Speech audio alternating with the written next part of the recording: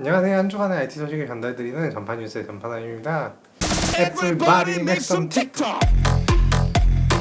이 노래 유튜브를 보시는 분들이라면 귀에 딱지가 않게 들은 노래시죠. 지난주 방통위에서 이 틱톡 앱의 개인정보 유출 가능성에 대해서 조사에 들어갔고 미군에서는 병사들에게 틱톡 앱 사용을 금지하였습니다. 이전에 위챗이나 화웨이폰에도 비슷한 이슈들이 있었는데요. 오늘은 이런 중국발 앱이나 기기에서 왜 이런 이슈들이 일어나는지 한번 알아보도록 하겠습니다. 사실 이 이슈의 시발점은 중화인민공화국의 법규 때문입니다. 중국의 국가정보법, 반간첩법, 반테러법 등을 살펴보면 중국의 모든 기업은 약관과 상관없이 해당 법을 따라야 합니다. 모든 조직과 개인은 중국 정부가 원하는 대로 정보를 제공해야 될 의무가 있으며 이를 거절해서는 안 된다고 법에 명시가 되어 있고요. 이는 단순히 물리적으로 방문해서 열람하는 것뿐만 아니라 온라인으로 사전에 경고나 연락 없이 당사자가 인지하지 못하도록 정보를 취득하여 열람할 수 있음을 뜻합니다.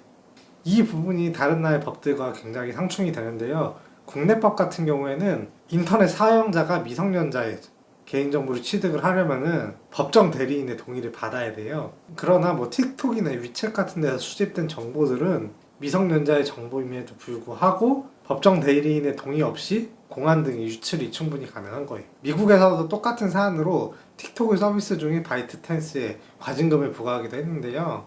이에 대응책으로 바이트댄스 측은 중국 내에 있는 본사를 싱가포르나 다른 곳으로 이동하려는 계획을 가지고 있고요.